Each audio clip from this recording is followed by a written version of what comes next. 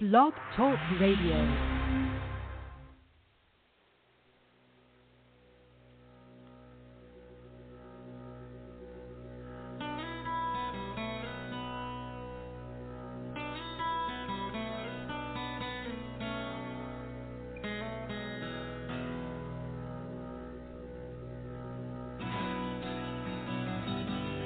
Welcome to T2R Radio. We are pleased to bring you interviews with people in the entertainment and music industry, discussions and recaps of the 4 remaining daytime soaps. That's The Bold and the Beautiful, The Young and the Restless, General Hospital, and Days of Our Lives, as well as various other shows. For upcoming and previous shows, check Take2Radio.com. That's with the number 2. And you can find us on Blog Talk Radio, iHeartRadio, iTunes, and other streaming apps. Follow us on social media at Take2 Radio, and thanks for listening. Hey, good evening, everybody. This is David. I'm subbing in for Pam, who is on a little bit of a leave, and we are missing our Carolyn and our Anthony, who is, I believe, just coming home from his trip. But he's unable to make it tonight. But tonight we have Candace. Hi. Hi, everybody. And Vinny. Good evening, everybody. And joining us at 8 will be Angela. But Vinny has some news for us, Candace, because I don't think... Vinny, why don't you spread your news? Well, so as everybody knows, over the past few months, I've been kind of hit or miss just based on my work schedule. Well, I would like to announce that 2 weeks from today, I actually start a new position at my job, which will allow me to come back on Take2 Radio full time. Because my hours will change, and so I'll be able to get back to this show full time. And my goal is to get caught back up on all the soaps within the next, after I switch my schedule. So I'll be able to contribute more here, and that may alter my schedule for my other podcasts, but that'll be discussed at a later time. That is wonderful news, isn't it, Candace? To have Vinny back? Yeah.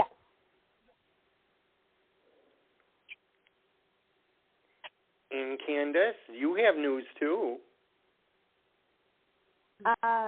There's a couple of news that I have. Well, wait a minute. I think I got an echo. Wait a second. There we go. That's better. Oh, no, still hear echo.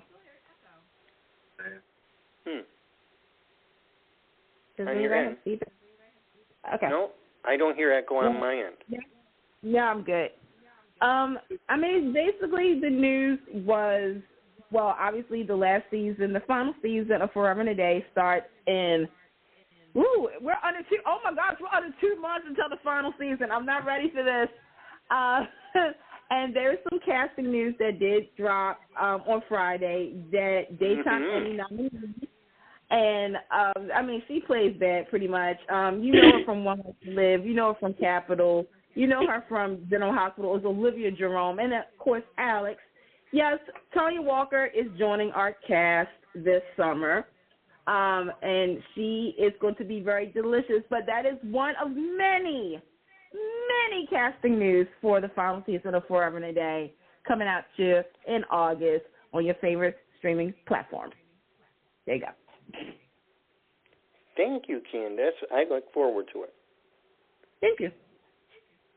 And Vinny, we're going to try and keep you in the game. So tonight is our Emmy coverage. So we're going to get started. We're going to get started with that first to keep you rolling. I did watch the Emmys. Yep. That's good, because we want to hear all about it. One thing I'd like to make out. Tell me if you noticed something. I noticed there was a little. I thought it was a little more upscale. And did you notice aesthetically? There's my echo.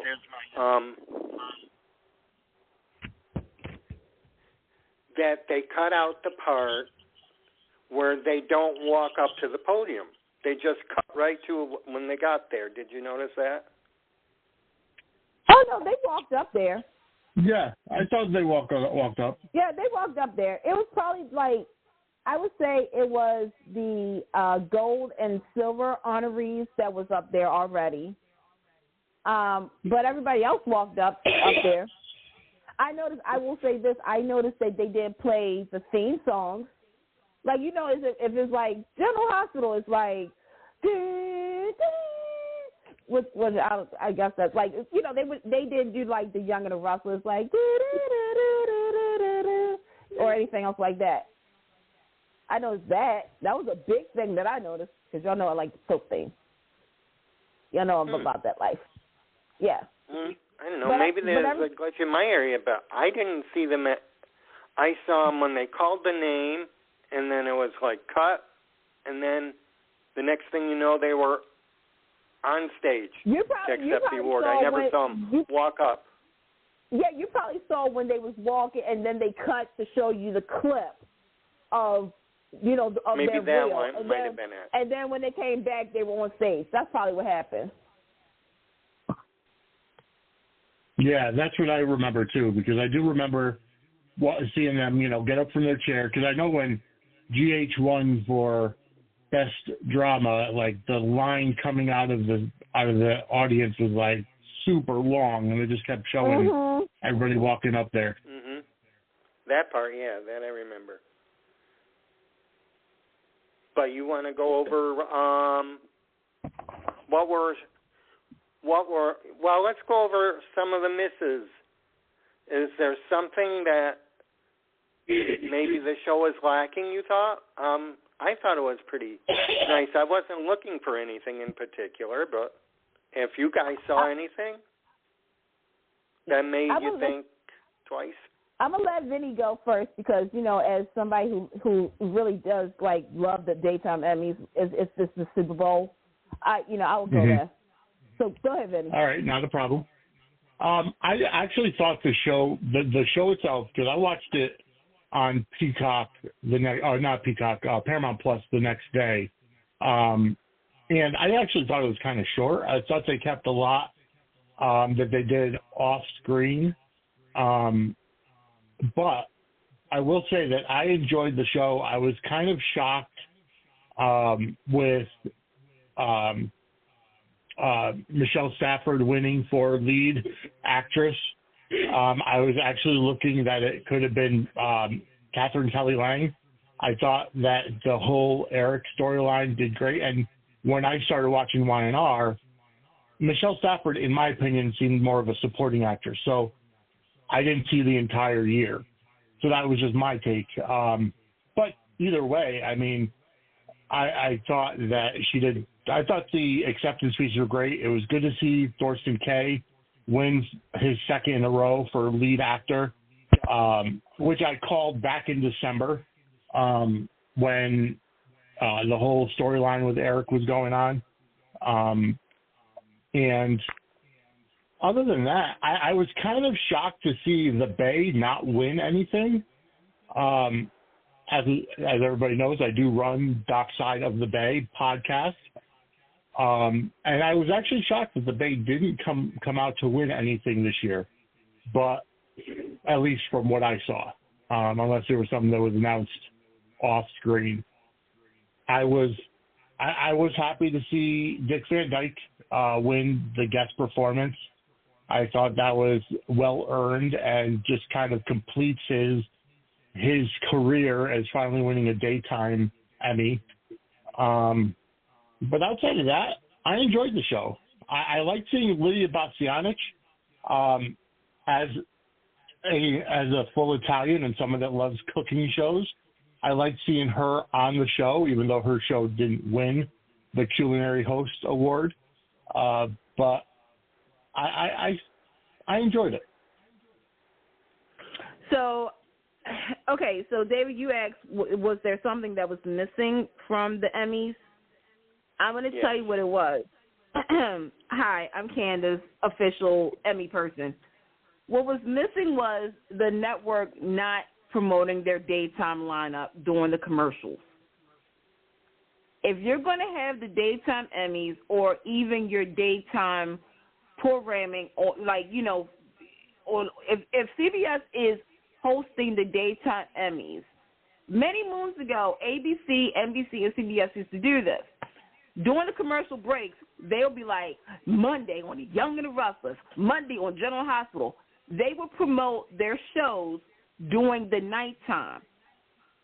I did see them do the talk. I saw them do one commercial for the talk, nothing for Let's Make a Deal or Price is Right. And before anybody clocks to say, well, they could have said something about the gates. No, they couldn't have. And I'm going to tell you why, because it's not ready yet. If it was, let's just say, the gates are opening in January. If the show was to start a little bit sooner, like a September, then yes, you would have got something for the gates. I will say another thing that was missing for me, and this is not a dig, but Kevin and Nichelle Turner, to me, I felt as though, this is just my opinion, they were trying a little too hard to be the chill, cool host. And I get it, because this is their third year, straight shot. Both of them have different personas for the audience. I will say this, one of you guys can come back next year, figure out who I'm talking about. What else was missing? You know what? I'm actually going to say that's it. Actually, this is probably the first time in a very long time. By the way, the ratings was up from 4 years. So thank you, everybody, for watching the Daytime Emmys, improving my point. Daytime isn't dead. Thank you. I don't think anything else was missing. I really thought it was much better than it was in December. And the thing is, I'm going to give that a pass, because we were coming off of strikes. They didn't have a lot of time to, literally, they were just trying to get your original programming, folks. But from previous years, I could say this was actually a solid daytime Emmys, because Vinny, here's the thing that I took away from. People showed up. Yeah. And I'm not talking about the soap people. I'm talking about Kelly Clarkson. Hey, girl. Yep. I mean, J Hud is always a red. Tamara Hall. Hey, girl, nice seeing you. You're always there too. But to see outside, the soap community, we saw a lot of people. And I know, a lot of people was like, well, Kelly Ripa. Well, here's the thing, Kelly. We said this. Sometimes these award shows kind of, it intertwines with people's vacations. Kelly Ripa and Mark, congratulations, by the way, for winning. Their daughter lives in Paris now. So, priorities. Priorities. Yeah. So, but, not for nothing, but on Friday night, One Life to Live and All My Children was trending. Oh, Florida, stop putting it out there in America. Just saying, it's the power. It's the power. It's the power. But other than that, that was the only thing that was missing. Now, I know everybody, I will say this, one of the things I did not like, there was a little bit too much, okay, you can do a cooking segment, but that could have went to something else. Just saying. It was cute. It reminded me of Vegas. It reminded me of the year that the Emmys was in Vegas. Oh, jeez. Yeah, a little bit, What a time to be alive. But what happened when they were in Vegas? Vinny. Oh, it was a mess. Well, let's put it this way, Vinny. Guess what network covered that? Do you remember? Vegas? Yeah. Yeah. I don't know. Am I correct, Candace? Was it HLN? Nope. Vegas was 2009. No, Vegas was 2009. That's when it was on the CW. Oh, hold on. And then 10 years ago was Headline News. Woo, child. But the thing about the Vegas one, Vinny, was it was literally a Vegas commercial, like all the way around. Oh, wow. Like they would show, they had, let me see, was it Penn and Teller? It was Penn and Teller, I think it was that year. Like they, was doing the Vegas show acts. They was doing the dancing, like da-da-da. Cut the commercial. Hey, do you want to go to Vegas? Yeah. Call 1-800-FLY-VEGAS right now. And we're back. Like, it was literally a big commercial. And not for nothing, CW, I still haven't forgotten how you cut my guy on light segment off. But I'll let that slide. I'm going to let it slide. I've gotten my healing. It's okay. It's fine. Going to cut off my guy on light stuff. On Pop TV? Was that the Pop TV one? No, that was the CW. Vegas? No, that was CW. CW? That was the CW. Yeah, because that's when Bold and Beautiful, I think that's when Bold and Beautiful first won their first daytime Emmy for drama series. Yep. Yeah. Pop was the next year. Because that's when they announced Queens of Drama. How the mess do I remember all this? Queens of Drama, that's when they made the announcement about Queens of Drama. I remember Queens of Drama. Vinny, you never saw that, did you? No, I did not. Oh, you missed the time. You missed a time. Don't worry. I know I'm supposed to send you clips. I'm really going to send you this one, though, too. Because it was, okay. It was, imagine, if you will, Vanessa Marcel, Hunter Tylo. You had Morgan Fairchild, Crystal Hunt. You had, oh, my God, I'm blanking. Was there Lindsay Hartley there? Lindsay Hartley.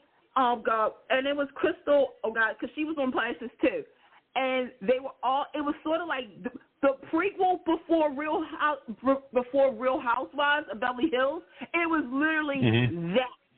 Donna Mills. Wow. Donna Mills, thank you. And it got appearance by Joan Collins. I'm not even joking with that. Wow. Yeah. It was, what a time to be alive. That's all I can say. Oh. That and Dirty Soap on E. Those were the Dirty two Soap. shows.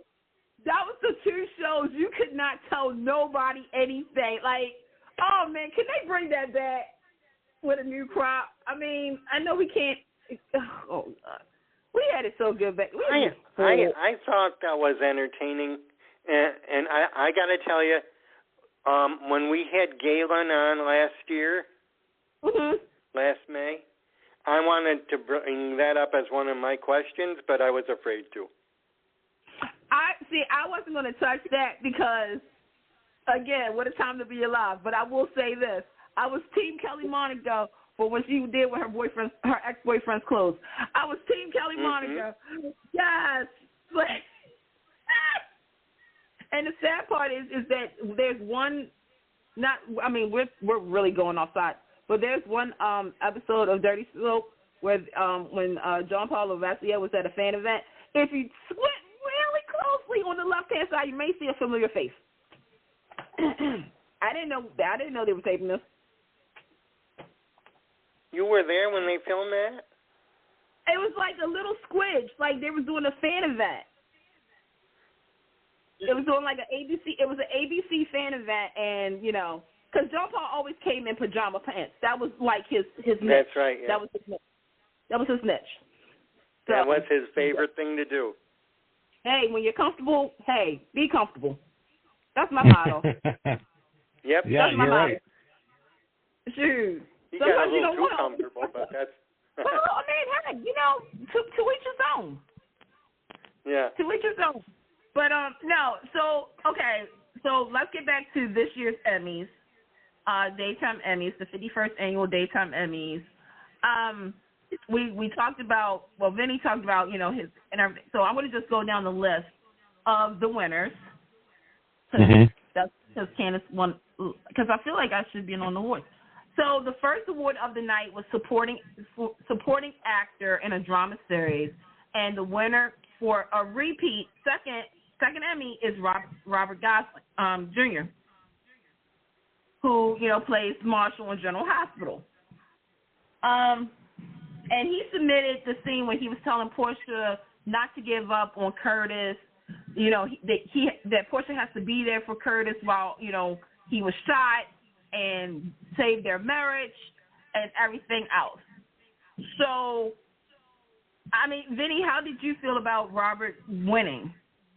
I was happy because I enjoy his work, and it's like I don't know why he gets so much hate from the toxic minority on social media. I really like his character, and I really like him as an actor. And after listening to him on State of Mind not too long ago, I like him even more. But I was happy. David, how did you feel about it? I didn't mind. I was surprised that he got it. I really didn't think he would get it this time. I didn't have him in mind. And sometimes it's hard for me to remember what year they're looking at, so I have to. And since we don't see reels, I have to just think it's the prior year, right before here. So are we looking at 2023? Yep. Or 2022? No, we're looking at 2023 because that was last year. Right. That was last year. And I know people was getting confused because they was like, didn't we just have the daytime Emmys in December? That was for 2022, and this was for 2023. So that's what happens when it's all bundled up. I will say this. First and foremost, this category was stacked because you have two people from the Bay. Shout out to Mike Manning and gold honoree Emmy recipient A. Martinez. You had Wally Kurth, you had Brighton James, and you had Robert. I want to be honest. Robert did go under the radar because we were all captivated by Wally Kurth's performance last year when he found out that Alex was not his child but Victor Kiriakis'. Yes. Okay? You cannot, first and foremost, Wally Kurth is that actor that when is that timing, because he's good. He's that subtle, but when he gets that material and it's the emotional tug, that's when you pay attention. It's like, hello, like, wait a minute, because you know that broke him. Brighton James, I will say this much. I keep saying this. Hey, can somebody put Brighton in lead one time? I'm just asking for a couple of friends. Because to me, this is, and I love Brighton James. We've had him on the show.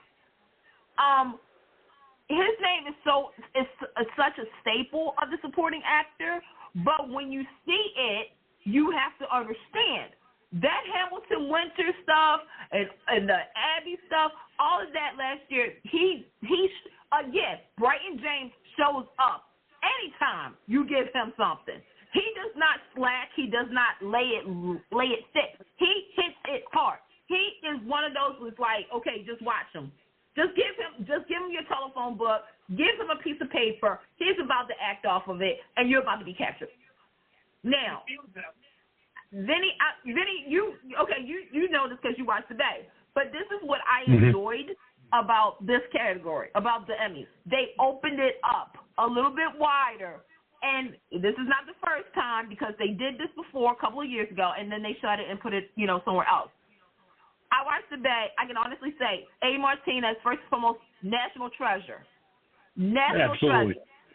He is one of those actors that he commands the scene.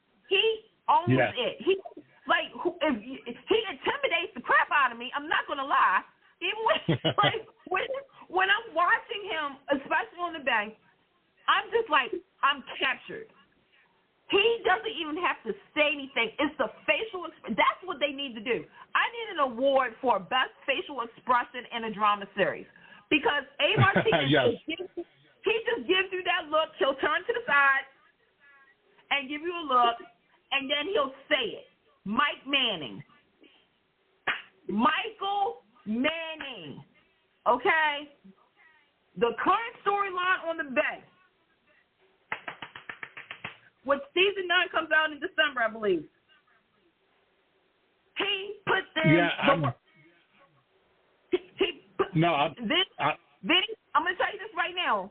I know you're still starting out, right? You're still fresh behind. I'm going to tell you something right now.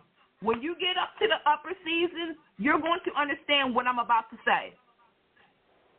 Some of these actors that's on our shows right now, we see the one side of their performance, of their acting. Yes.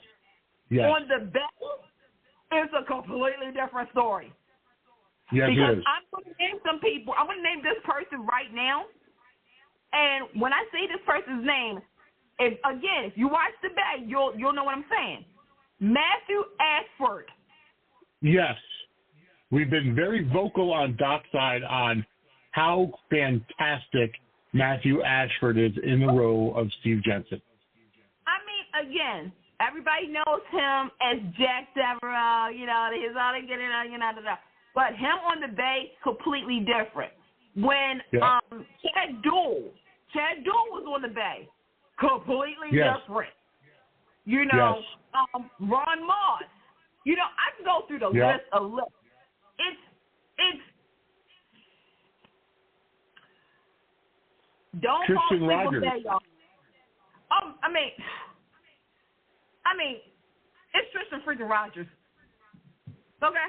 The only problem that I have with the Bay, and it has nothing to do with the show itself, except that they're currently on season 8, right? Mm-hmm. The latest that you could actually watch on demand is season 7, episode 14. I know. George, they put out a statement about that too. Oh, really? Yeah. So you're going to be able to get the remaining seasons. I don't know how he said it, but I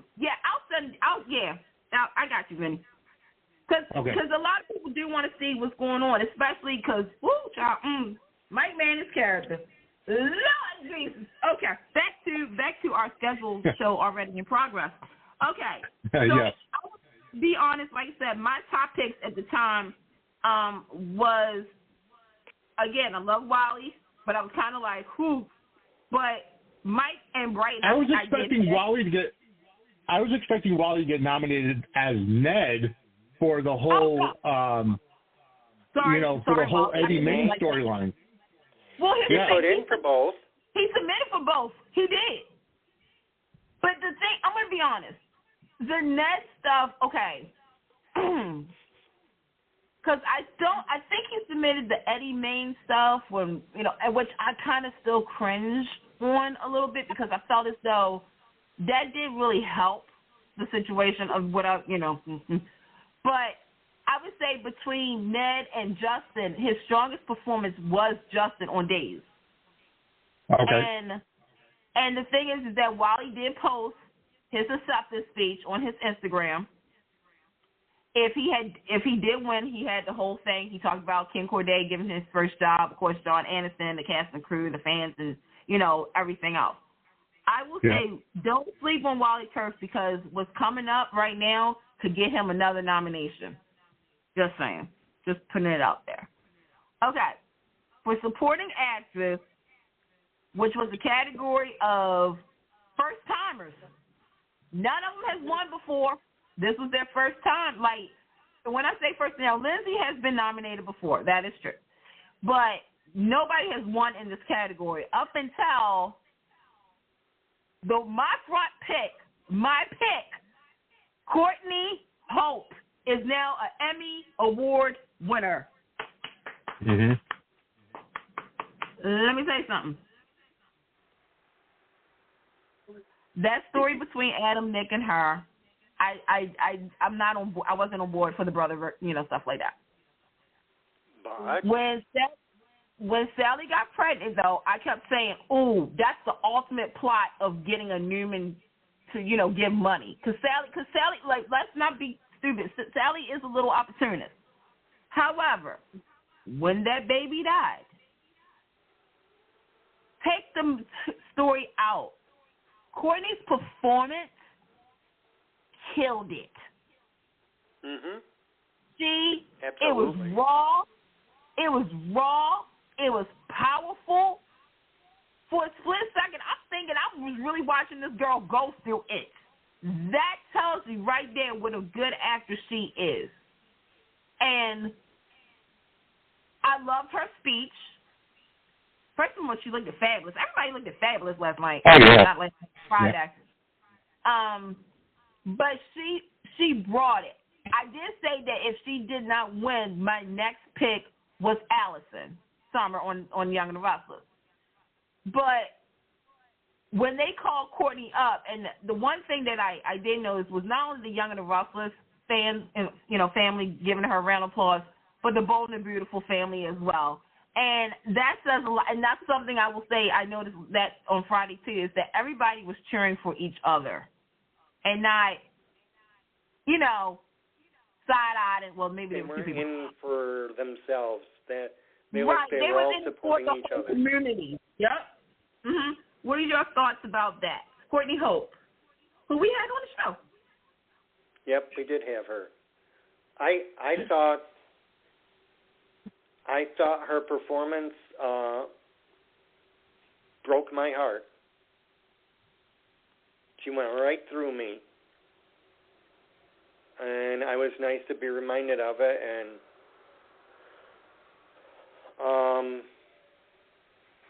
yeah, she does.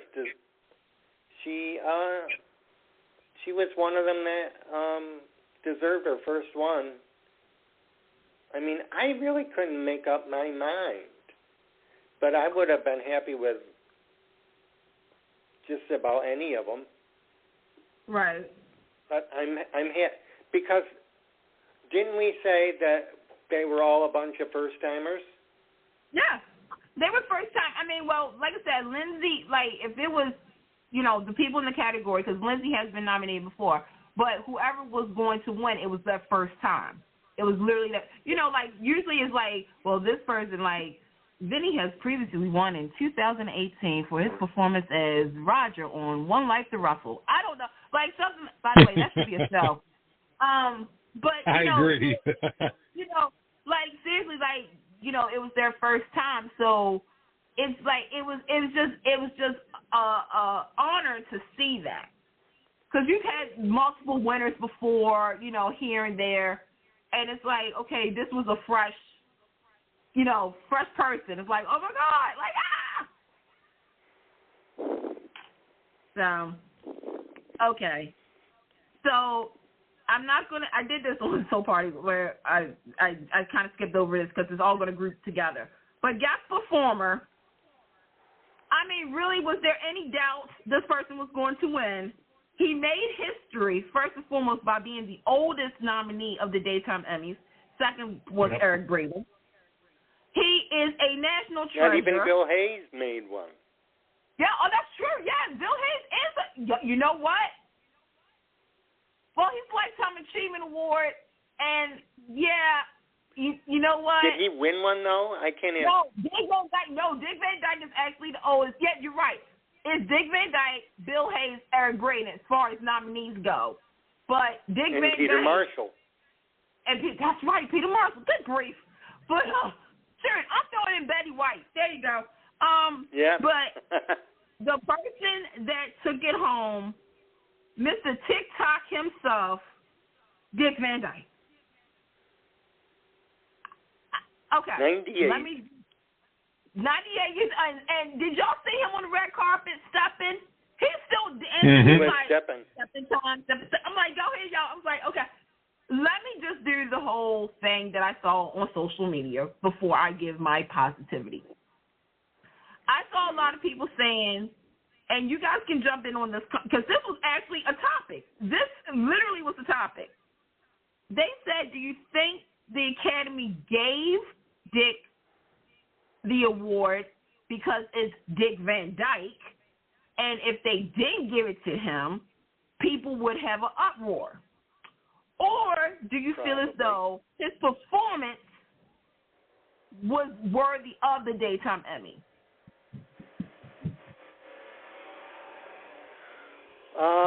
Yeah, I would say his performance was worthy of a Daytime Emmy. I mean, he brings it every time, no matter how old he is. Vinny, based off of what you saw, what I mean, it's Dick Van Dyke. So you know his resume. Yeah. Oh yeah, and that's why I said I think it rounds out his career. I think whether or not you want to say he had an Emmy-winning performance, I think the way that he fit into the story just sealed the deal, in my opinion. I think, most of it was he didn't know who he was. Then it turned out that he was, John Black's father. And it was a very, very short run. It was, but I think that especially out of the people who were nominated, you could definitely argue for Allie Mills as Heather Weber. No doubt. Ashley Jones as Dr. Bridget Forrester. She played a big part in the operation of Eric in the surgery, but there was really, in my opinion, no other choice than Dick Van Dyke. I think just the way the story went with him being there and the way he came in, and hell, he and Susan Hayes had that great dance number at the very beginning of his run. So I thought that was a no-brainer. Okay, so I'm going to do it because I did say this as well. I can see what people were saying because I'm going back to the year that Nichelle Nichols was nominated as Neil's mom on The Young and the Restless. And she was up against, I forgot who all was in it, but I just remember Jim O'Hare, who, you guys know from Parks and Rec, and he's a comedian, but he won for being one of the passengers on the plane that Quinn was always going on. It was him and his wife. And I remember when Nichelle was nominated, everybody, when I say everybody, that was the front person.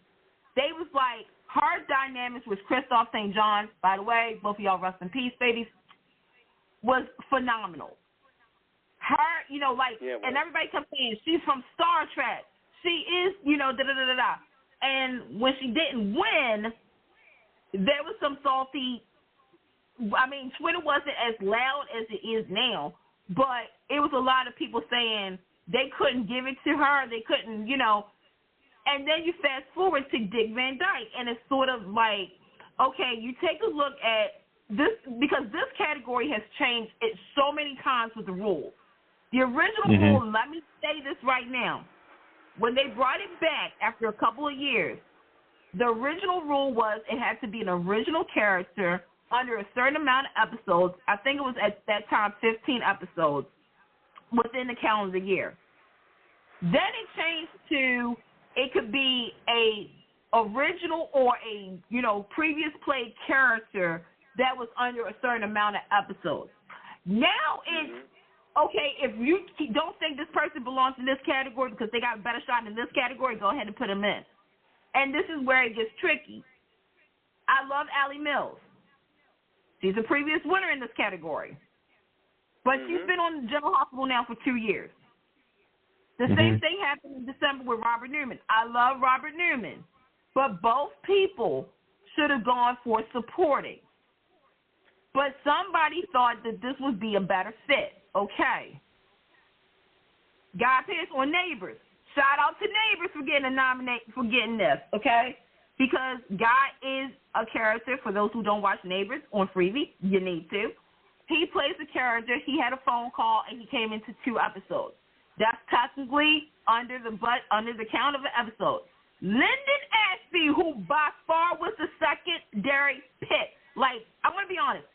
The gold pool that the Emmy, because people do this, it was between Dick and him, to be completely honest. Ashley Jones, I feel as though, she definitely came in for the cameo. It was sort of like a Vanessa Marcel type of thing. Yeah. With Dick Van Dyke, the episodes that they showed, first and foremost, he was a part of a story that was not a main story. 1. 2, he was the true definition of what this category really is.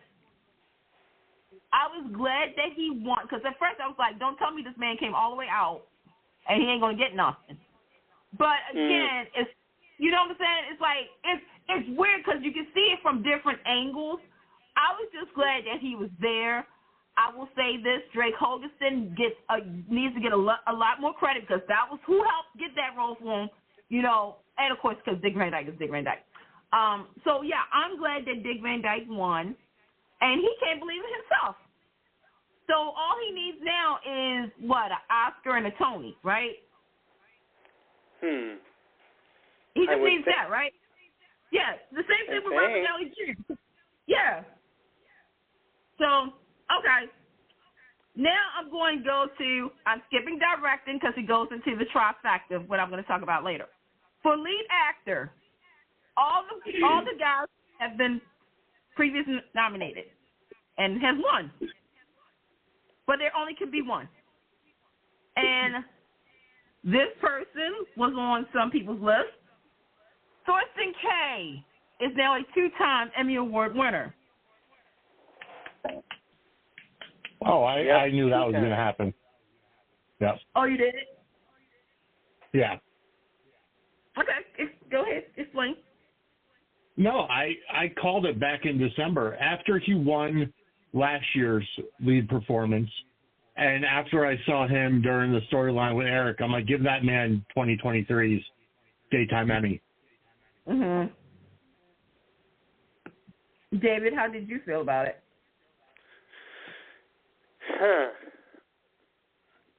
I'm trying to think who was up against it. I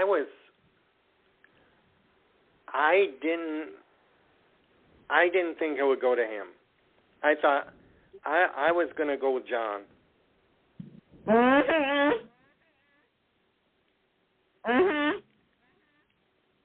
I mean, okay. I'm gonna get myself so much trouble tonight. Okay. First and foremost, you had Eric Braeden, who explained why he hasn't done this in so long because of the politics, the rules of the Daytime Emmys, which is true. There's a lot of politics in it. Yeah, not everybody likes the politics. Right. Then you have Scott Clifton, who, look, he has a younger supporting and lead. He bowed out because he, like you said, he wanted to give other people an opportunity, and not for nothing, he didn't think he had the material for it. Then you have John McCook. The storyline itself wasn't the greatest, but the performance was amazing. Because I thought for sure, look, he convinced me that Eric was going. Yep. Then you have Eric Martsolf, the man who has made history with Days of Our Lives by being the first supporting actor to win a daytime drama for that show 10 years ago. Eric Martsolf, been 10 years, hasn't it? Eric Martsolf is that guy that, again, you give him that material, and he goes. He goes. You just tell him, Eric, okay, I got you. Bam! Like, all we did was say, you're walking the dog or something, and you just made this a performance. Like, that's how good Eric Martsolf is. So when I saw this set, I was like, you know what? I'm not mad at it. I did thank Eric Braeden because he is the young and the restless. and I'm going to say this right now, he better be there next year too. He reels you in. Mm-hmm. I say John McCook because when you do these kind of storylines, look, it could go either or. To me, again, he played that beat. My third pick was Thorsten because he played a son realizing his father was dying. It could have went either way. It was stacked. CBS versus NBC. I'm sorry, Peacock. But Peacock is NBC, it's like, Peacock, streams it, was the NBC original show. So there you go. Here's the thing. We know the joke about Thorsten K showing up to the awards. And he did say, like Brad Bell said, he's going to be there. So I'm thinking if this man doesn't win, he's definitely not going to be back for the award. But seeing him and then seeing him win, that was great. Now, I'm going to tell you right now, here's what made me feel old. The young woman that was with him is the young daughter of him and Susan Hess, who plays Marty, who also got an Emmy. I felt a certain type of way when I saw her. Because I'm like, I remember her when she was little. I was like, when did you all remember this grow Miss Anna up? when she was little? Yes! That's just like with Brooklyn Wright, who plays, Emma on General Hospital. She just graduated. I remember this girl when she was 3. Mm-hmm. I met her when she was 4. Wait. I'm just saying. It's Isn't just it weird. Something? No, I need for them to stop growing up. They do, don't they? And Vinny will get this.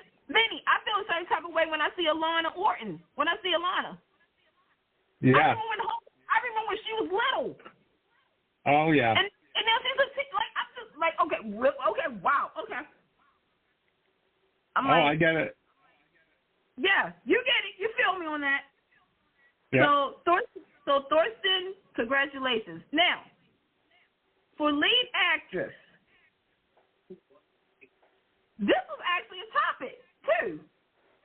Yep. Michelle Stafford has taken home her third Emmy, but second for, lead. Now, let me preface this real quick.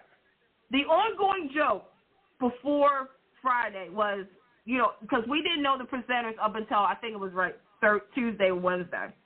So I kept saying that if Drake Hogerson is a presenter, Michelle's going to get it. Because if you take a look at the track record of Drake Hogerson when he presents either supporting or lead, he's always presented it to Michelle Stafford. This is a known fact. Well, we know who presented it. Yeah. I'm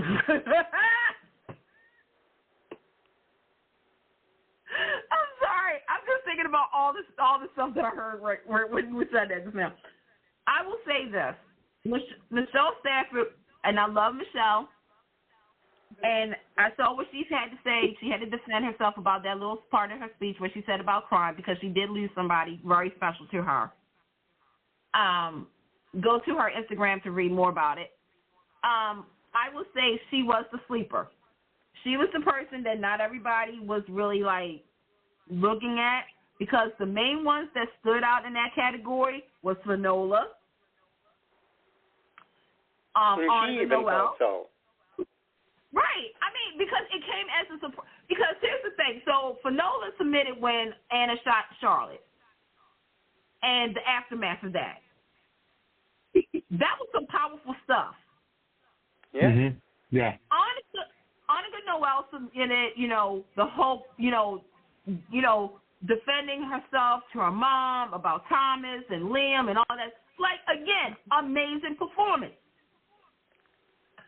Cynthia Watchos, the whole Sonny is getting back to Son, like Nina and all that, Nina getting caught and all that. Great performance. Catherine Kelly Lane, she submitted, about Brooke, Bridge, and everything else like that.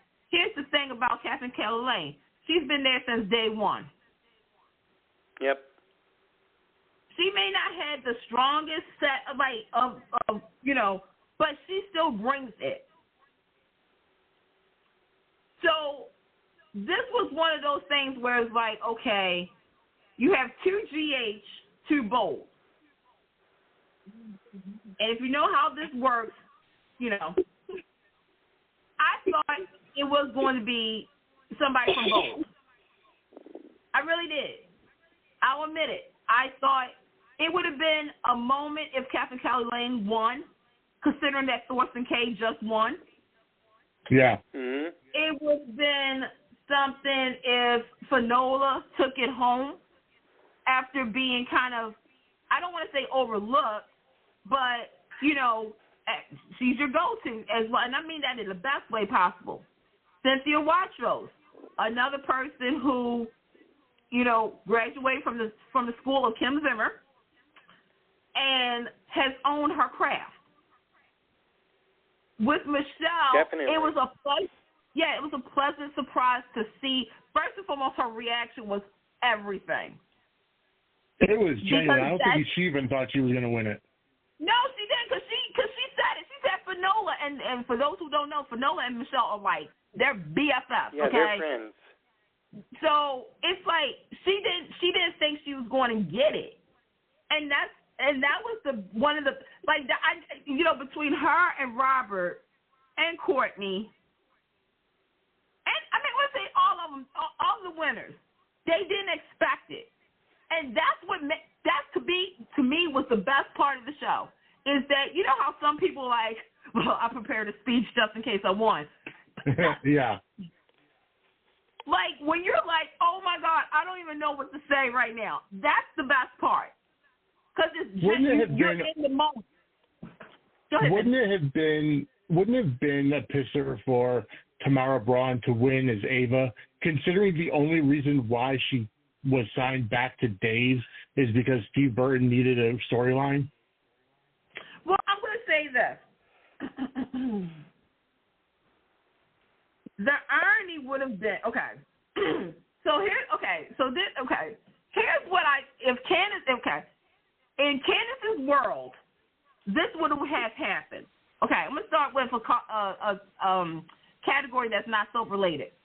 When Star Jones presented and the category had The View, yep. Candace was secretly hoping The View would win. Just so Star Jones could say The View, and, you know, considering all the stuff that she went through with The View. Yes, I'm shady and messy. And I thought about when Laura Wright, who's also been on here, and Steve Burton, by the way, Steve, you can come on the show too, when they was there, and the irony would have been Tamara Braun winning. That's a Photoshop. That's a photo right there. That is a photo right there. Jarly 2.0, Jarly 3.0. You know what I'm saying? That's a photo. And not for nothing, that would have been a topic of the night as well. But, you know, again, with Michelle, I mean, when I saw those scenes, I mean, I did say this. I said that Michelle definitely deserves an Emmy nomination because that storyline with Phyllis was great. Now, I'm going to say this. When I watched her scene, I kept saying to myself, darn you Academies for not getting Susan Walters in for supporting actress. Oh, yeah. That's when I was like, ugh. And it just reminds me, you know, yeah. Like, that's what I'm writing right now. All the people that I think should submit next year. I'm just saying. So far, I have a whole list. I don't know about you guys, but I have a whole list of potential nominees. I got two for next year, the same as your two, Candace. Oh, I literally have a whole list. I literally have a list from each show, and we're in the 6th month of, you know, the year, right? We still got a couple. We got a couple more months, a couple of storylines. I'm going to tell you this right now. From General Hospital, because they were shut out a little bit for you know, certain categories, I will say this. I have 6. We'll talk about it in a minute. Okay. Yes. We got to wrap. Well, yeah, we got to get to the recap, though. Okay. So for writing, directing, and best show, Oh, real quick, side note. Congratulations to Bold and the Beautiful for winning hair, makeup, and all that jazz. Shout out to Jaleesa. Yay! For costuming, it was Saturday night. She won her second one. Now for best show, directing, and writing, it went to General Hospital. And that's what Dan looks like. Yeah, that's what Dan. Oh, and the big news too is okay. I'm gonna say this. It was reported that Dan O'Connor is going to be joining the Days writing team. Yes. Yeah. Okay. And yes, Frank also made history as well because he is now the he's been, first of all, he's been there we're coming up with 12 years that he's been there. He is the longest EP. Also, it's been back to back to back for GH. Writing hasn't happened since 15, I think it was 15 years or something like that, since the last time that he won for Best Writing. They submitted, now here's the thing, they did submit two episodes. One was for lighting direction, and that was when Sabrina went to New York City.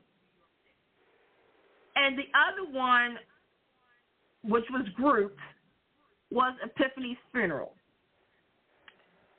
Foremost to Shannon Peace and Charlotte Gibbs, congratulations on y'all Emmys because y'all did an amazing job with that. And I'm going to say this right now. The writers do not know what episodes are submitted. It's the powers that be that does it. They do not know until the night of. Okay? I just want to point that out. Yes. So we're saying while we know the actors vote for actors. Frank does most of the reels or whoever. But as far as when it comes down to the 2 episodes or the 2-hour block, the executive producer fills in the 2 episodes. We'll pick the 2 episodes or, again, the block. Like they can do 30 minutes of this episode, 30 minutes of this episode, 30 minutes of this episode, 30 minutes to represent your whole year. And they had the Sabrina and Epiphany's Funeral. Okay, here's where I'm going to be mad at General Hospital a little bit. It's not the writers, okay? We lost Sonia Eddy last year. Right. And we miss her every single day. We do. However, if you're going to tell me that this was one of your best, I mean, okay, granted, it was a great episode, but it's sort of I look at it 2 different ways. I look at it as you use this to have a sympathy vote. I also look at it as, okay, this was a good episode that featured an ensemble cast. Now, I would have been fine if you submitted for best show, okay? But also you submitted it for best writing and directing. But you had the Sabrina stuff too, or you could have submitted something else instead of rolling the dice with this memorial. You know what I'm saying? Mm-hmm. Because it's, again, sadly we lost somebody. And for the whole year, because I thought about this, I was like, this wasn't the only time they had an ensemble episode. And I said, I get the emotions, I get, certain things. It's just, to me, you could have picked something else, too, to be a part of the blend about the mix. Because now people are going to look at this as, okay, this is what's going to win. Because, and I know we're far from this actual episode, but that's just like next year, Dave can submit Doug's Funeral. If the material is good, I'm not knocking it. But it's just, some people do feel as though this was a quote-unquote pity vote. Others are looking at it from different angles. Like I said, dialogue-wise, great. I feel as though it's a catch-22 because it's if you're going to tell me that the whole 2023, this was, again, not knocking the episode, but you mean to tell me you didn't have any other episodes you could put up? And Bold and the Beautiful, I'm mad at you too, because I thought you were going to pick what we all thought, the Rome with Hope, but you picked the Keyhole with Ridge and Brooke, and when Sheila got caught and fell off the balcony. That darn Keyhole. Darn it. Young and Russell submit. I forgot what the first one, but they submitted when Jordan flashed everybody. I was like, yeah, good job. And I think they submitted Victor's, like the aftermath of Victor's Kiriakis' memorial. So yeah, Vinny? What is your thoughts of General Hospital? And do you agree that they should have used Epiphany's memorial, or how do you feel? I don't mind that they used Epiphany's memorial, but I do agree with you that it could have been used as a sympathy vote, and the fact that it was an ensemble, block of episodes because of what it was. That kind of, I don't know, it's almost like they knew that this was going to be the show that they were going to they were going to submit. So they did their best work and blew everything on those couple episodes, and then, that's all there is to it. I don't mind it per se. Right. I think that maybe when they won the award, they could have mentioned, we used this episode in Sonia's memory, so this award is going to Sonia's memory, something to that effect. But of course, that's just my personal thing about it. But outside of that, it didn't bother me so much, and it probably wouldn't have bothered me because there really wasn't a lot that they could have submitted for last year. I don't know what they could have used. I'm trying to think of other. I mean, they could have used when Mac shot Ryan. I thought that was well done. That whole series of events. Unless I'm going too far back. No, that was last year.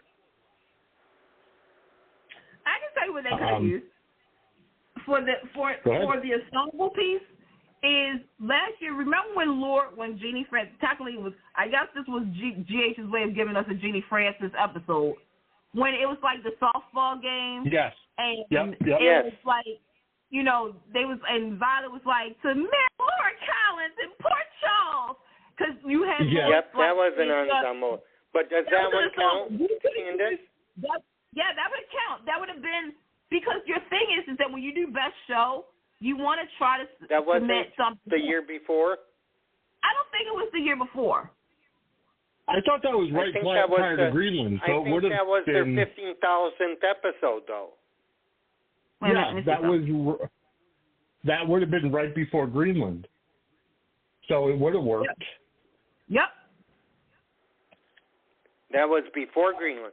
Yeah, I think it was the year before. Yeah, it was the year before. You're right. It was. Oh, okay. I'm wrong. Yeah. But now that's the type we're talking about.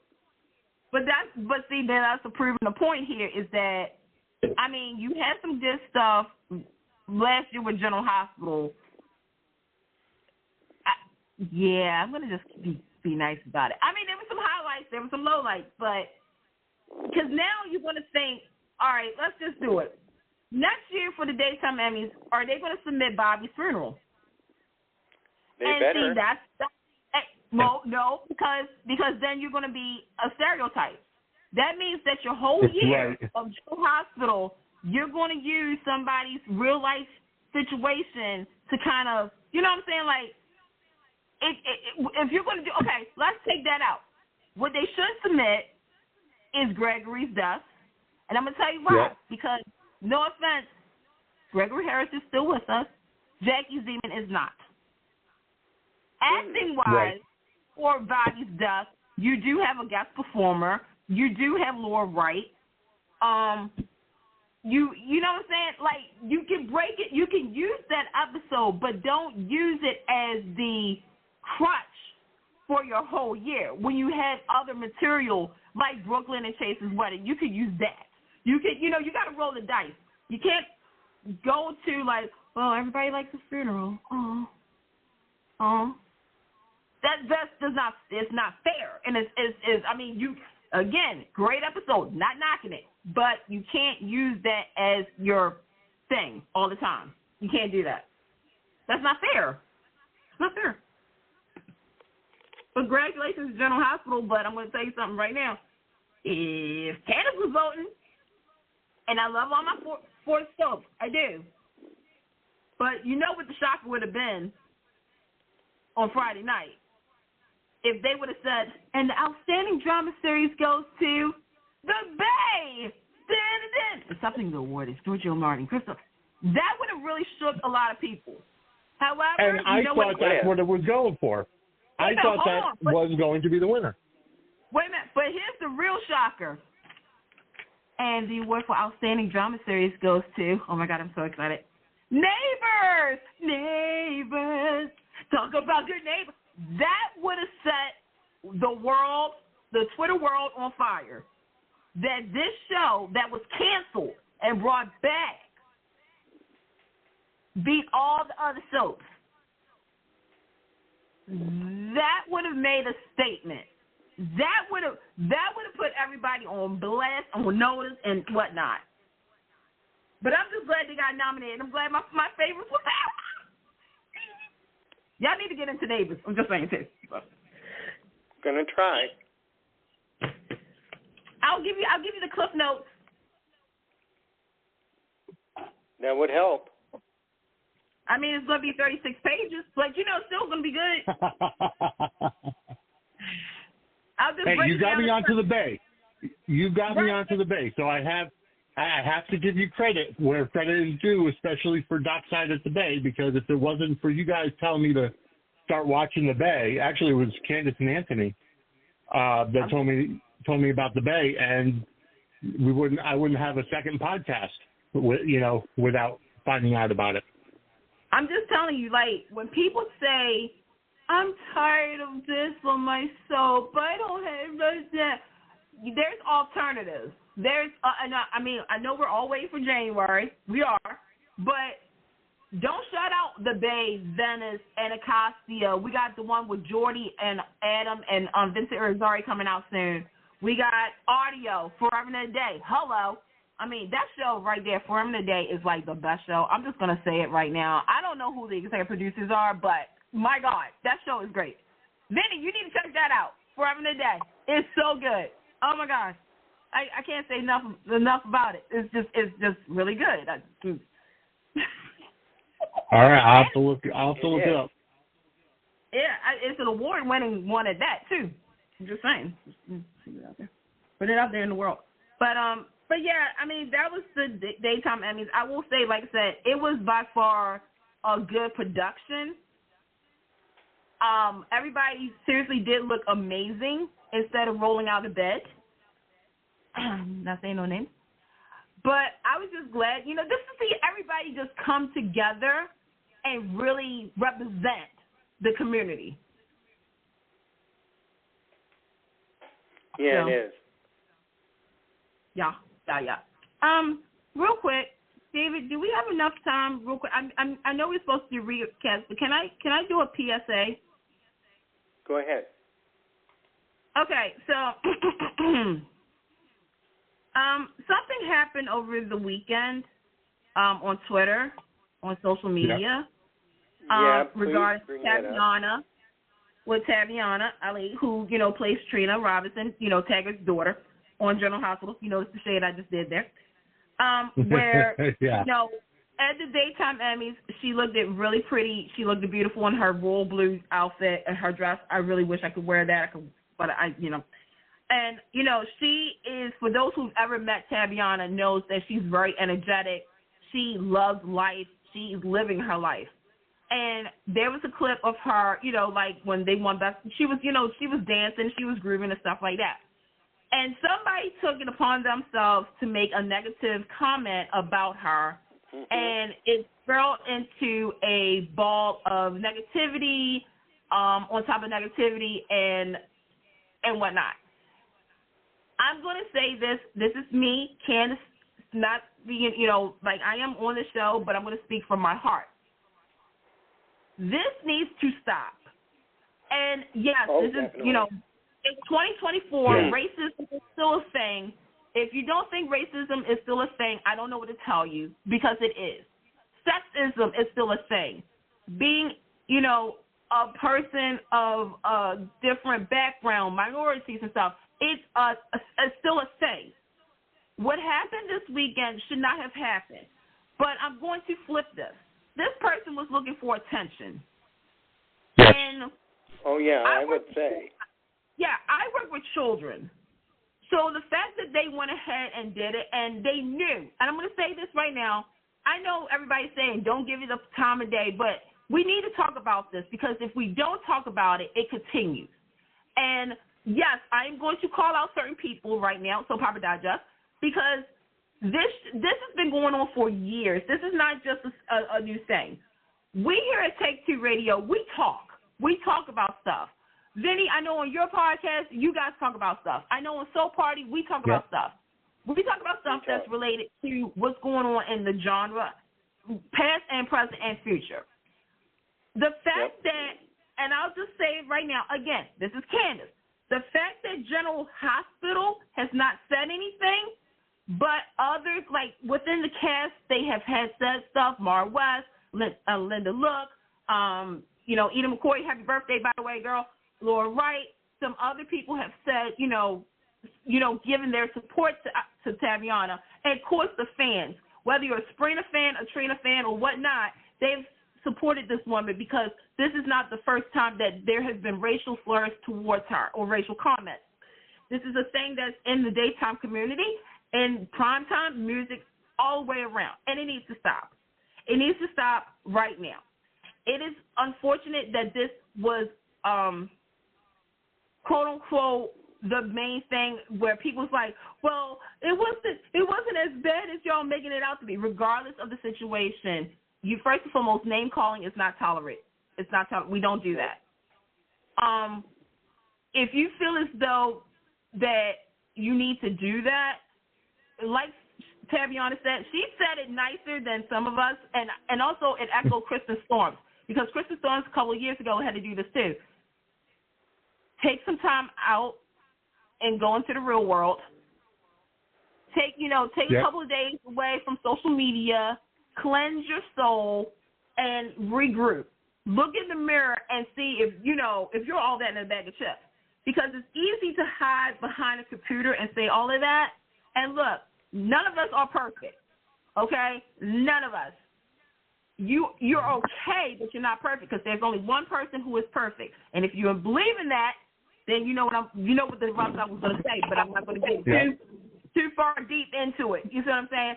But what I will say is that I think the genre and those who are attached to it, like the higher ups, we need to start discussing this. We need to, talk about it. Like, this should not be just happening when somebody gets attacked on social media. This is a thing that has gone all the way back to the 60s, 70s, 80s, 90s, early 2000s, mid-2000s, and today.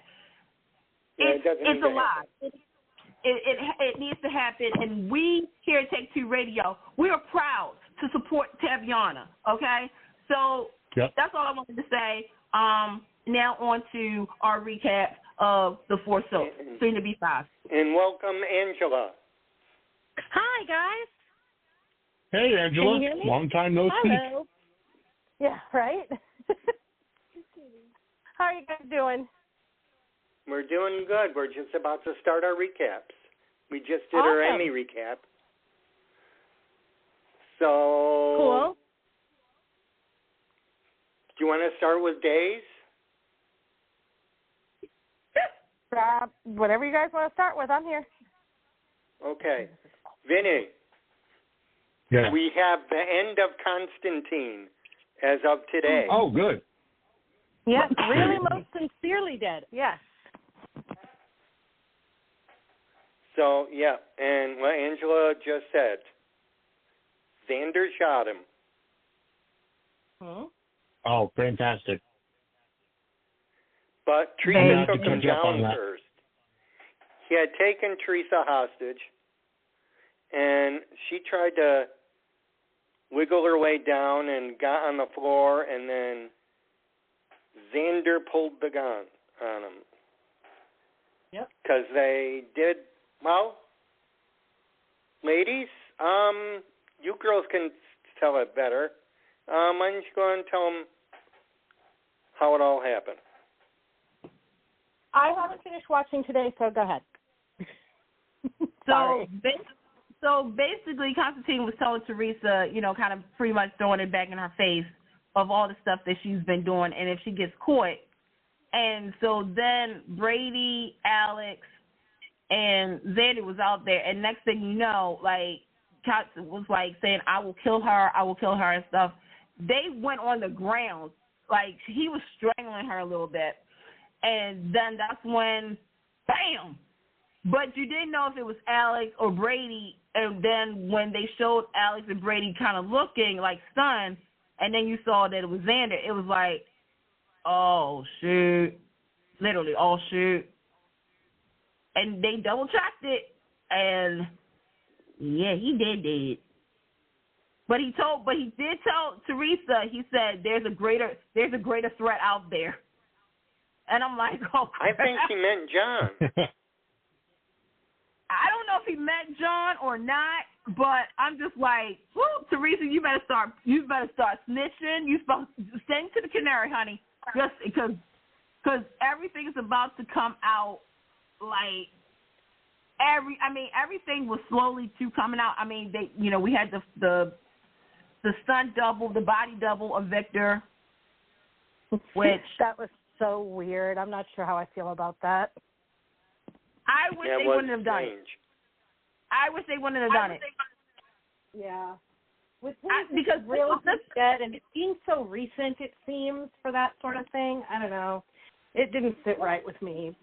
I was going to say what they could have done was do a one-sided without showing us Victor. Right. Or, exactly.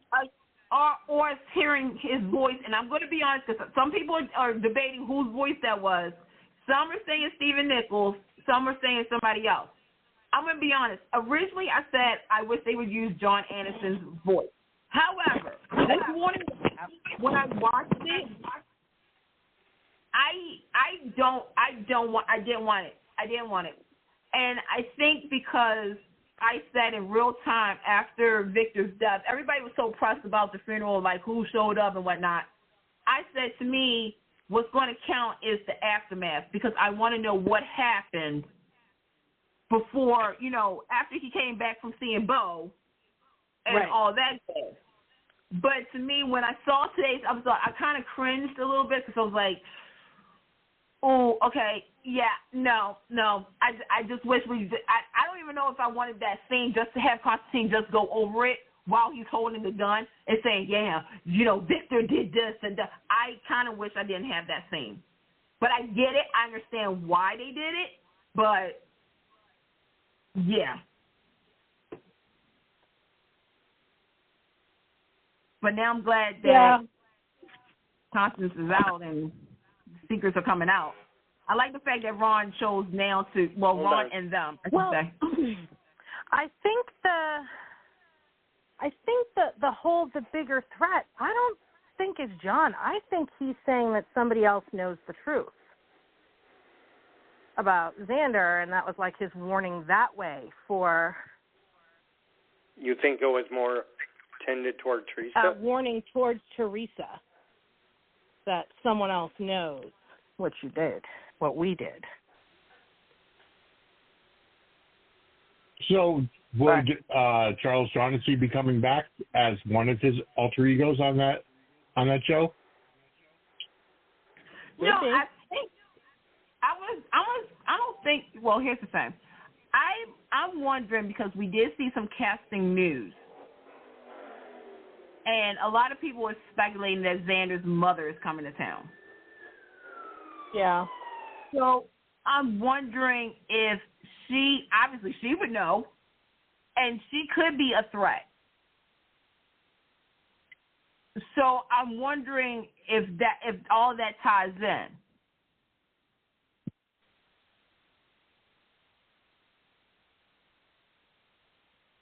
Maybe. So, yeah, we'll see what happens. I mean, right now I will say this: it was long overdue, but because it was like they, Constantine demanded, because Brady had the gun first. He did have the gun first. And then that's when Brady, was trying, Brady being Brady, was going to, and that's, Xander had it and says, you're dealing with me now. And it was, I will say this, Paul. I like what they're doing with Xander. I can't believe he was the good guy here. It's not only that, but you notice what they're doing with him. They're making him into, not all the way. Let me preference this. He's got a little Victor in him. Yeah. He's protecting his family. He's doing that. I'm here for it. I'm here for it. But not as much as I was there for when Steve got shot, though. Woo, shout. So, you want me to take that? It's hard to believe he's gone. He's gone. That was a long run. He's gone. For him. Bye-bye. So long. Ow! That's your singing for me tonight. Because there's one more person that needs to roll out. I don't know if that's going to happen soon, but so let me ask the question: what did we think about John? Well, Angela, you haven't finished, right? Right. Okay. Well, I was going to say spoiler alert. It's okay. No. I'm a spoiler whore, and 2, I read the recaps and everything, so I know that I'm not your pawn anymore. I know. Right. So at the end, because Steve was shot, he's bleeding, and first of all, I'm trying to figure out where Sarah came from. Because I'm like, wait, was she there the whole time? I was like, wait, where did she come from? Well, not for the entire bit. She was a little late. Yeah, but I was just like, it was one of those things where I had blinked, and then I opened my eyes, and Sarah was there. And I was like, where she come from? And so she's attending to Steve's wound and everything, but John is having a flashback of Marlena and Constantine, and then next thing you know, he's zoned out because of that card. And it replays, shoot Steve and then turn the gun on you to yourself. And I'm like, okay, why is he replaying that? Why is John looking that way? Oh my God! I said no. He's under a trance, and then that's how it ended. I'm like, oh my God! I was like, I can't with this. I was like, I thought he was playing. Now he was really under. I can't. But damn you, Drake Hoganson, for pulling me into this damn storyline. He was damn good in it. Look, I was just like, what is about to happen? Because Steve is down. Steve is hurt. Yep. Again, he's hurt. And then John is over there with the gun. I'm like, we got John, we got Xander. We got John, we got Xander. I was like, something's about to happen.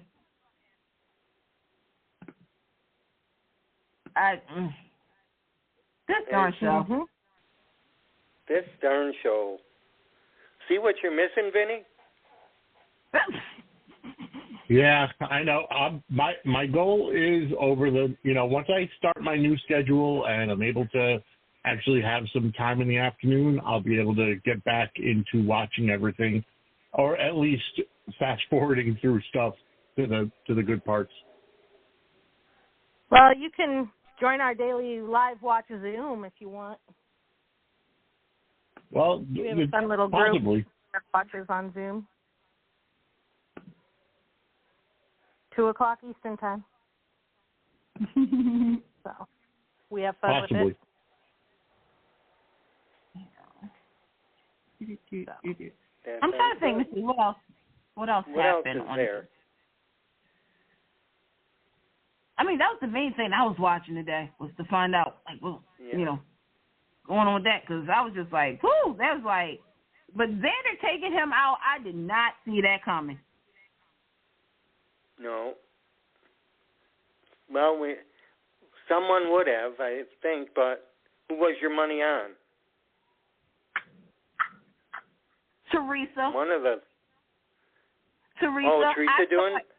To keep Constantine quiet. That would have been a good. Yeah. I was like, that's what I thought, because Teresa knows that once all this comes out, it's over for her. It's over. Like, again, we all know she got with Alex because of the money. But, you know, it's going to be interesting. Give Alex the money. It's going to be real interesting. Yep. The other thing is Eric giving the baby back. Lord.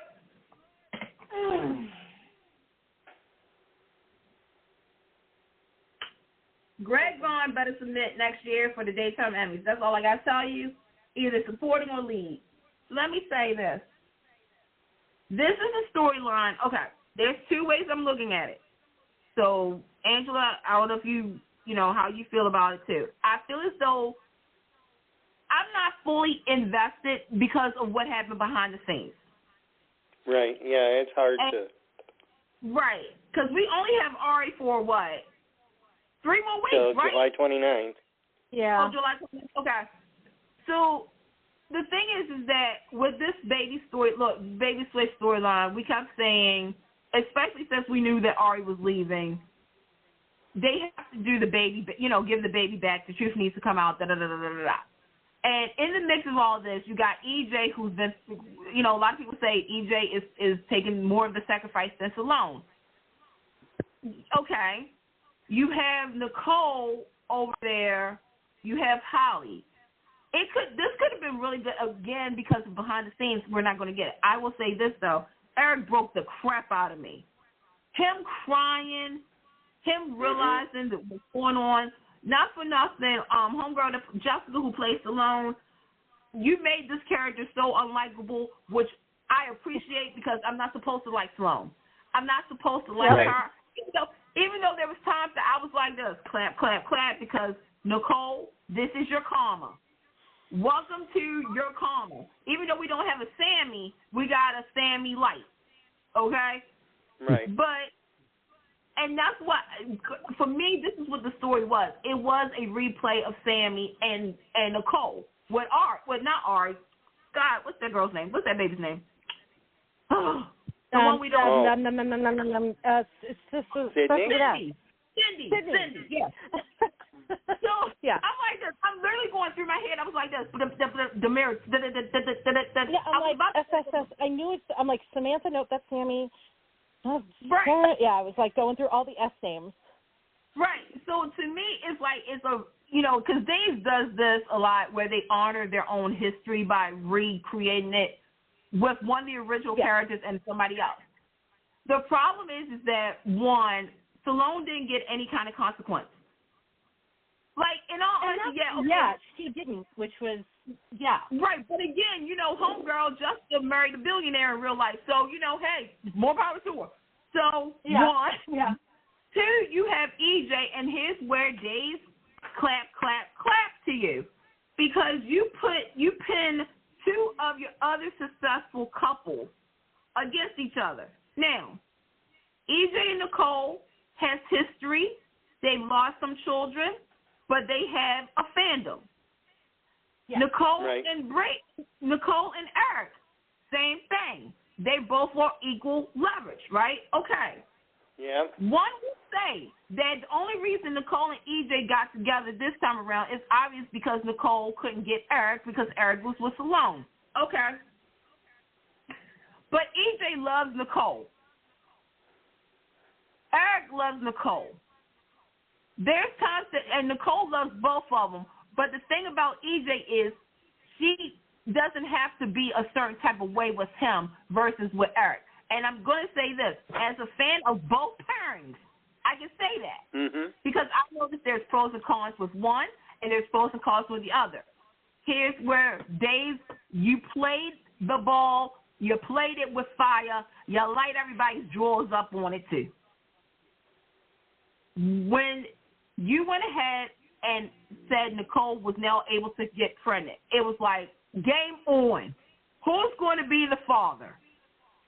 When you had her over there with EJ and over there with Eric, we all knew where this was going to lead to. But I think this is one of those things where what soaps. Sometimes you don't get the happy ending, and when I say happy ending, the fairy tale relationship and the kid. Sometimes you get the kid with somebody and you get the relation with another person. It's a soap opera, and it's life. I kept saying is that I hope that baby was EJ's and she could still be with Eric. Because to me, that's not an easy way out, but that would be interesting because EJ has lost a lot. He lost his mama, but we don't see her. He's kind of lost something. Now, I will say this. Now, if Sammy was to walk back in the door, different story. But EJ has lost a lot. So when EJ found out, I was like, now he's going to become his father. Here we go. And I love the history. When John was talking to Eric and saying, for a few months, I thought I was EJ's father. I was like, preach it. I said, yes, thank you. Thank you, whoever wrote that, because that's a true statement. But my heart broke. Real quick, this tells you this was an umbrella storyline because when John and Marlena with the whole world's best grandpa and stuff like that, I'm like, oh, my God. Then you had EJ seeing Nicole being drunk, kissing Eric. Right. That kind of just cemented the whole decision because I think part of me would like to believe EJ was going to tell the truth, but he knows what's at stake. He knows that if he tells the truth, Nicole probably will leave him and obviously be mad at him, obviously, of course. But it's an interesting storyline. I'm glad Nicole got her baby back, but Eric still doesn't know that's his kid. And I'm looking at almost did. Right, and I'm looking at the timeline because I think for me that's what's messing the storyline up again because we know that Ari is leaving. Right. And I've heard the talk about Greg leaving too, but I don't think it's at the same time if it is true. And my thing is that that's going to be even less of a payoff, and I could see them sending Ari off with the kid. She finds out what EJ did, so she leaves and she takes the kid. That's Nicole's exit. And then they later find out, she finds out that EJ knew and held off telling her, but she still thinks EJ's the father. And then Eric later finds out he's the father, and he goes off to find her and the kid, but that's not a payoff for the fans. No. Because we're not going to see them. Mm-hmm. We got to go on to the next one. Okay. Well, there's time. So let's see, what do we got? GH, because we got to get Vinny in. You ready, Vinny? Yeah, I'm going to be doing a whole show about GH in an hour and a half, but either way, I have been enjoying this ride that has been going on ever since Gregory passed away, and the scenes with Finn are just so strong. And, for all the slack that Michael Easton gets online, I'm absolutely loving it. And yes, I will admit I was a little confused at first when he wanted to stay away from the champagne, because he was never an alcoholic. He was an addict, but not an alcoholic, and they never actually broached the subject of him having a drinking problem. So the fact that he didn't want to have I haven't watched it today. Yet, it was so, addressed. Yeah, you'll find out that it was addressed today. Okay. Yep. But I never. So I was like, oh, well, it's really not a big deal. It's a glass of champagne at a wedding. How is that going to break your sobriety when you were addicted to pills? Again, I was naive to it because I've never experienced it. Wasn't it an injection? Yeah, it was the to cure to his disease. Right. Yeah. He got hooked on the cure for Blackwoods. Yeah, Blackwoods. So it was, the cure of it. But the point was, it was never given the context that he had a drinking problem or that it was a drinking problem. So I never really thought much of it. And then, after talking to some people and saying, maybe it's a trigger either way, but, and addicts try to stay away from all types of substances for fear that it would cause them to relapse. So that made sense to me finally. Mm-hmm. But then it's like, he had the tequila or whatever drink it was at home because of the gift from the wedding, and then he starts to drown his sorrows. Yeah. Elizabeth comes over, caring about Violet and saying she's going to take Violet. He throws her out. He's clearly drunk at that point, and he only had a couple of shots or whatever the case was. I thought those scenes, and then with Chase coming over, I thought it was very, very well played. And it showed a real-life situation. Mm-hmm. I will that agree could with have happened. that. Yeah, I will agree with that. Oh, go ahead, Angela. Go ahead. Honestly, I thought it showed a real life situation. I thought Liz went at him too hard to begin with.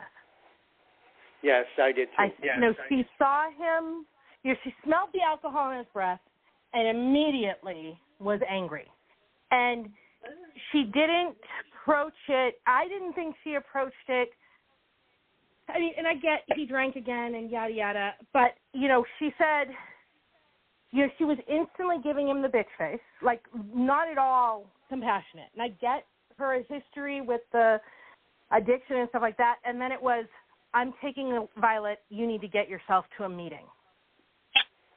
And his father had just died. That wasn't going to go over well. It just wasn't.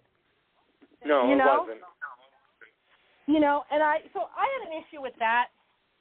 And then Chase came over and, talked to him compassionately and got a better response. And I know, Finn's an addict. He drank, what it is, whatever. And he did drink again, and that's all happened. And I get that. I thought that they didn't have Liz look very good in how she first handled it. And of course, today he was absolutely the bad guy with the other woman and all of that. I wasn't thrilled with what they had Liz do. Go ahead, Angela. I also think they focused on the whole drinking part with it. I think this is just, they wanted to get this done quickly to get Michael Easton out of there. So not as much care was taken with a lot of this. Out of all the storylines right now, okay, I'm going to take that back. This story, Connor's story on Young and the Restless, and what's going on with Chanel are the most real storylines right now on Daytime, point blank period. Mm-hmm. The fact is that you got to remember, before Gregory's death, Finn and Gregory was not on the same page. They did have an argument, and that's right. the last thing that they're going to have. So the fact that you have all this pain inside of you, and on top of that, you do lose your parent, and anybody who's lost a parent, they knows what I'm about to say. You go through this piercing of the skin to heart, meaning it's like a knife, but it's not a knife. It's literally your soul cutting in, because it's your parent, and that's the last thing. So when you go ahead and you numb yourself, regardless if it's a drug, if you've been taking or smoking marijuana and stuff like that, you're just trying to figure out some way to numb your pain. And in this situation, Finn was around alcohol. He was. I mean, people said Chase and Brooklyn's wedding, and it sent it at the house. When Elizabeth came around, this is when I say this is the most real situation. I know people who come over and say, I don't know how you feel right now. I swear I've been on the receiving end of it, and I've also probably said it, but I said it in a different way. I cannot stand when somebody does that, because when they say, well, I know exactly how you feel. No, you don't. No, you don't. You don't know how I'm feeling, Elizabeth. And so I felt as though for that part, I was meant to feel that way about Elizabeth. But again, I have to also understand where Elizabeth was coming from. Now, when it comes to the drinking, well, no, let me go back to Elizabeth. Her telling Portia also kind of irked me a little bit. That was such a mistake. That made me insane. That was a mistake. That pissed me off.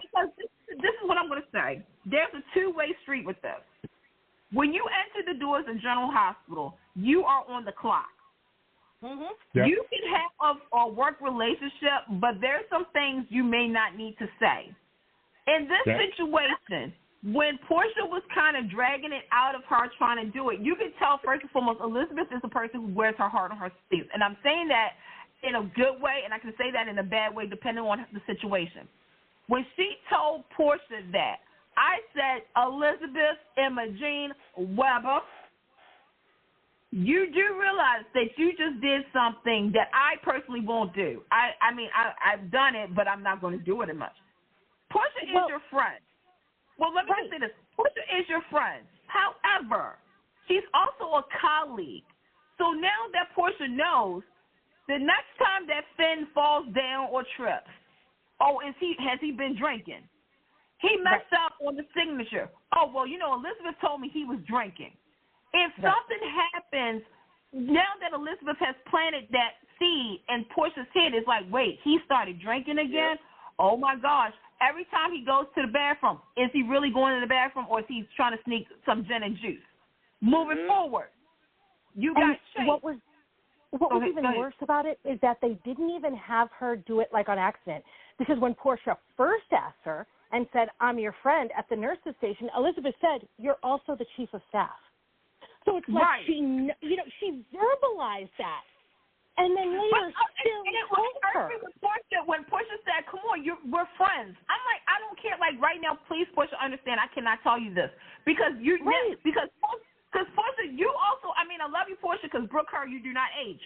But the fact that you kind of used that in a way that it was kind of like, okay, you can use that, like, that irked me a little bit because I'm having flashbacks right now. But then you got Chase. Chase is in denial that his brother has gone back, fallen off the wagon. It happens all the time when a family member, really believes that this person is on the straight and narrow, and they can't believe it until they see it with their own eyes. I feel so bad for Chase because he's lost his father, and now he's lost his brother to the alcohol. Now let me get to the stuff. Him at the bar with Barb. Oh, Barb. Jake. That woman got so much social media buzz even before she aired. She finally did the thing that they should have been done. But my whole takeaway was this. Again, this is a real situation. Finn is lost. It is. He's a lost soul. He cannot. As soon as you took another drink, you're back into your old ways a little bit.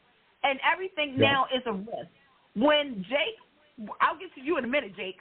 when he told his mom, first and foremost, I said, because I saw a lot of people saying he shouldn't have said anything. I said, why not? He told his mother, and even with Elizabeth going to his house, you can see the whole, I hope I do not have a flashback, because the last time Elizabeth did this is when she saw Lucky and Maxie and Lucky and Sarah. You talk about history, that was history right there. It's the fact that she had to see another man that she was with involved with somebody, regardless of anything. When she saw the tequila and the Padron and stuff and this woman, you can tell Elizabeth was like, not again. I like the fact that they used the history a little bit. I mean, I really wish they would have really gone there. And Elizabeth was saying, I know how it is. I have gone through this two times with somebody and whatnot. When she said, I hope Violet's not here, I was like, oh, my God, where is Violet at? And I had to remember who she was with. But then today's episode, and this is what I'm going to say, Rebecca Liberty Hurt and Michael Easton better, Frank, you better submit them for today. For their performance. I felt that. I felt the fact that Finn felt as though this is, like, again, when you're talking to an addict, they're not making any kind of sense. Elizabeth, she's trying to stay calm, cool, and collective. But when Finn kept saying, do you think I was going to hurt you? Maybe you should leave your key. Again, when you have alcohol or drug or some kind of substance, it makes you talk out of your butt. But some of it is the truth. So when Elizabeth dropped the keys into that glass, I was like, why do I feel like I need to, like, go somewhere and hide for a minute? Because I felt that. And a round of applause, because that, again, a trigger will trigger you to, again, a death, a loss of a job, social media stuff, will cause, especially a recovering alcoholic or substance abuser, a trigger will trigger you, and you spiral out of control. When I had no problem with what she did today. My problem was just last week. And that's the thing. It's again, this is a real situation, right? Because there's times when we're in a real situation. There are some things that some people will do that we may not agree with. But the next thing you know, there's stuff that we do agree with, and I like the fact that I was able to do that. Elizabeth is my girl, but in the sense, she was wrong. She was totally wrong in some of the things that she did. She was right by kind of saying to him, we'll talk when you're sober. I was like, because right now he's in this state. He's in someplace else. Right. There was no talking to him at that point. Right. It was especially when, and no offense, when Jason came in, that made it even worse. Because when Finn said, did you call him? Do you think I would actually hurt you? And it's like, now you're really messing with Finn, because he feels as though, you're now thinking that I would actually physically hurt you. I would physically touch you. I would physically, do all that. But when Finn saw those keys in that drink and Elizabeth leaving, first and foremost, Michael Easton, I'm submitting you right now. I don't know how I'm doing it, but I will find some money to put together to submit you for either supporting or lead, depending on who else is in the top spots. Because he didn't even have to say anything. Becky and him, I'm sorry, I know a lot of people don't like Finn and Liz. Trust me, I'm one of them. But in that moment, I don't like Liz, but I thought they were a good pairing. I thought they had chemistry, and I thought that they made sense as a pairing. They were good as friends. I will say that. I'm gonna leave that alone. But in that moment, in that 2.6 seconds, it was the eyes. It was the eyes, because you felt that. You know that Finn is realizing now everything that he has worked for, plus down Elizabeth, the toilet. It is down the toilet. The fact that Elizabeth had to take when he said all that, it was like a refresher. Like I don't know, because I don't write for the show, but this is what I would think, that Elizabeth is having a deja vu moment. and she thought that Finn was not going to be like that. But you can never tell what happens with somebody who has a substance addiction. You just don't know. So it's like she needed to get away. But again, I'm glad that tomorrow, spoiler, she deals with her child being at a bar. Really, Jake? We're going to talk to you later. You're grounded. Oh, that boy needs to go give his little brother an apology. Well, yeah, seriously. Yeah, I will say this. I know today was a big day for Liaison, but here's what Candace had to take away from. I'm going to say this. I'm glad that Jason said the thing that I needed him to say. I've been waiting to hear this from him because he also needs to, he needs to say it to Sam as well, is that he wants to get to know his kid, and he's apologizing for pretty much abandoning them. You know what I'm saying? Like, to me, that's a character growth. I'm actually adding that right now to Jason. It's like, Jason, you made a decision, but you do know that this affected not only your quote-unquote core, but your kids. Your kids aren't babies anymore. They're young adults who have different lives, and you kind of have to get to know them. I now call Jason the Alan Quartermain because now Jason will understand what Alan has always said about Jason and AJ. Look at so Jesus working. And then so all right, real quick, we gotta go. Bold and Beautiful. It was all a dream. I knew Hope was only thinking it in her head. I knew that wasn't happening. I'm just going to say it like this. This is such a good, okay, let me just say this. This is all of the evil mind games and control of Sheila. Whether you like it or not, it's because of Sheila, Steffi is kind of acting a certain type of way that is affecting Finn and her relationship.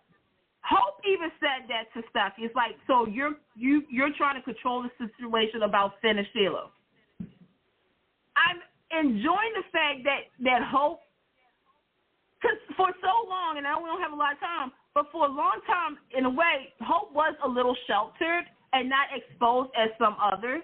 And now she's kind of having these moments because she doesn't have Thomas. She doesn't have Liam. Jesus. But it's like she's craving. She's craving the touch. She's craving you're talking about addiction. She's craving that attention. Massage. Hey, well, I thought it was also kind of funny today, too, that Finn said, I got a colleague. Maybe I can hook you up with them. And I'm like, but then Steffi comes in and sees them holding hands. Again, Steffi, you're my girl, but holding hands versus locking lips.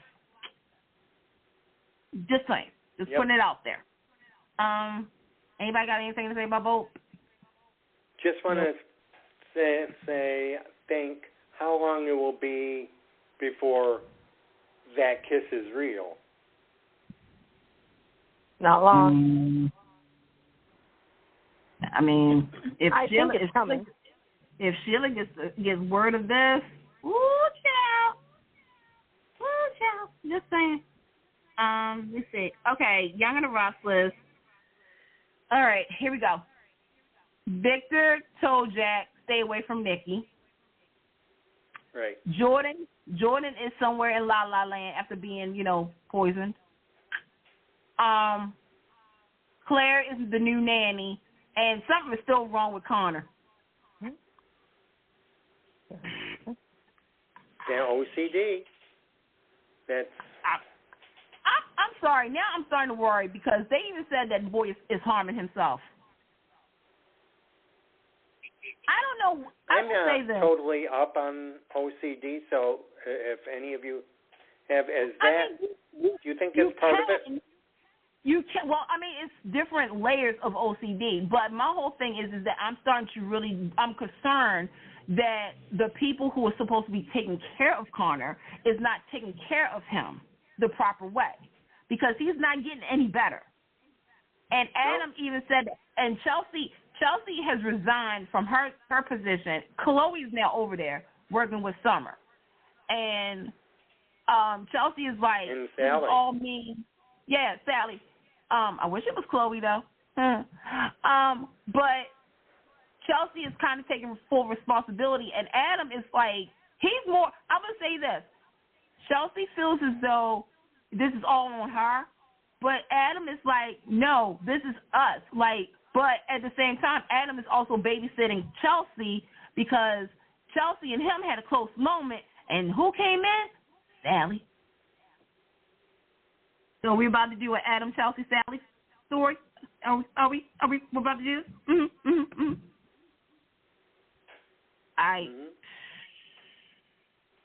I'm here for it, shoot. Are you here for it? I'm here for this Carter storyline. Like I said, I'm here for it because I like how it's. Oh, Ashley, real quick, damn it, I forgot about that. Ashley broke the code, so Alan has a twin, Martin, who was also a psychiatrist, but I guess it was. No, I don't think he was a psychiatrist.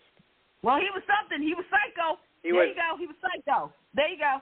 Psychiatrist, psycho.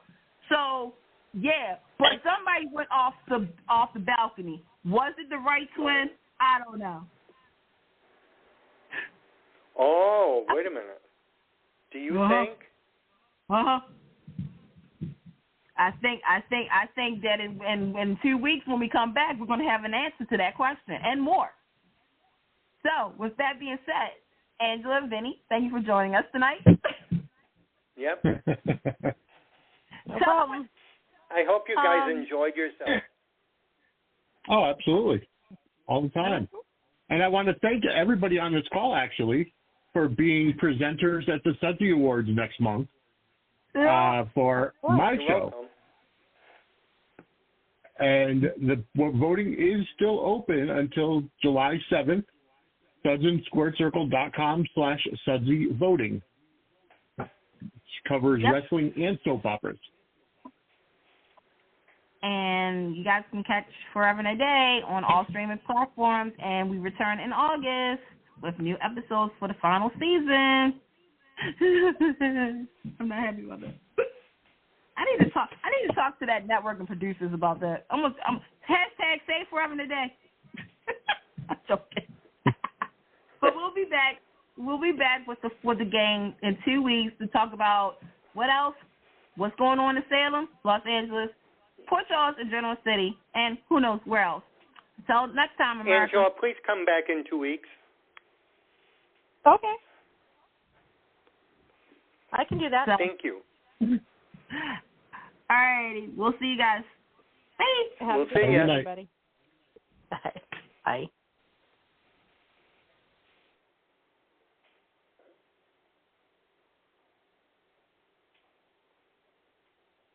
Get connected with Take-Two Radio on Facebook or Twitter at Take-Two Radio. For email updates on future shows, follow at Blog Talk Radio. For previous episodes, upcoming guests, and more, visit Take2Radio.com.